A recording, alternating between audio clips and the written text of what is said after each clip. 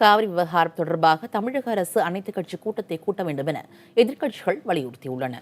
மத்திய அரசு காவிரி மேலாண்மை வாரியத்தை அமைத்து தமிழகத்திற்கான நீரை பெற்றுத்தர வேண்டும் என்றும் எதிர்க்கட்சிகள் கோரிக்கை விடுத்துள்ளன.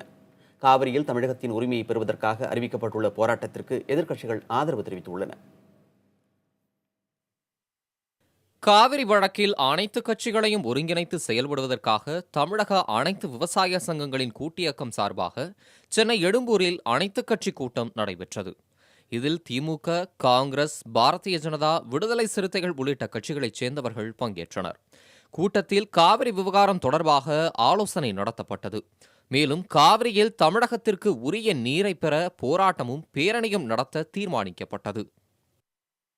ஆளுநர் மாளிகையை நோக்கி ஒரு 10 லட்சம் பேர் கலந்து கொள்ளுகிற தமிழகத்தினுடைய உயர் தலைவர்கள், கட்சியினுடைய முக்கிய தலைவர்கள் அனைவரும் கலந்து கொள்ளுகிற வகையில் ஆளுநர் மாளிகையை நோக்கி 10 லட்சம் பேர் கலந்து கொள்ளும் மிகப்பெரிய பிரம்மாண்டமான கண்டன பேரணியை நடத்த இருக்கிறோம். காவிரியில் தமிழகத்தின் உரிமையை பெறுவதற்காக அறிவிக்கப்பட்டுள்ள போராட்டத்திற்கு எதிர்க்கட்சிகள் ஆதரவு தெரிவித்துள்ளன. காவிரி பிரச்சினை குறித்து விவாதிக்க தமிழக அரசு அனைத்துக் கட்சி கூட்டத்தை கூட்ட வேண்டும் என்று எதிர்க்கட்சிகள் வலியுறுத்தின.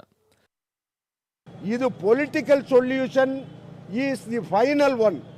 பிரதமரும் ஜனாதிபதி அவர்களும் தலையிட்டு தமிழர்களுக்கு கிடைக்க வேண்டிய உரிமை காவேரி நீரை தர வேண்டும்.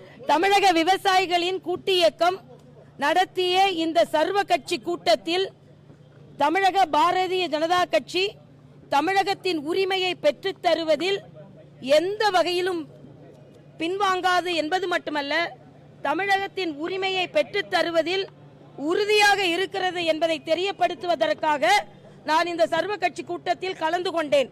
இந்த தீர்மானம் சம்பந்தமாக தமிழ்நாடு காங்கிரஸ் கட்சி தலைவருடைய அனுமதியை பெற்று எங்கள் கட்சியினுடைய இசைவை தெரிவிப்பதாக சொல்லியிருக்கிறோம்.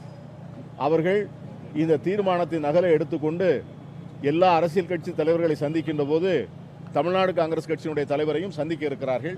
அதற்கு பிறகு தேதி, நாங்கள் பங்கு பெறுகின்ற விவரங்கள் குறித்து முடிவு செய்வோம். திடீரென மத்திய அரசு தன்னுடைய நிலைப்பாட்டை மாற்றிக் கொண்டிருப்பது கர்நாடக மாநிலத்தில் ஏற்பட்டிருக்கிற அரசியல் அழுத்தம்தான் காரணம் என்பதை உணர்கிறோம்.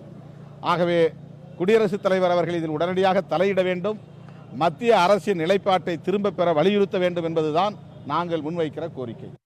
இந்நிலையில் உச்சநீதிமன்ற உத்தரவுப்படி காவிரி படுகையை ஆய்வு செய்வதற்கான உயர்மட்ட தொழில்நுட்ப குழு கூட்டம் பெங்களூருவில் கூடுகிறது. புதிய தலைமுறைக்காக செய்தியாளர் குழு.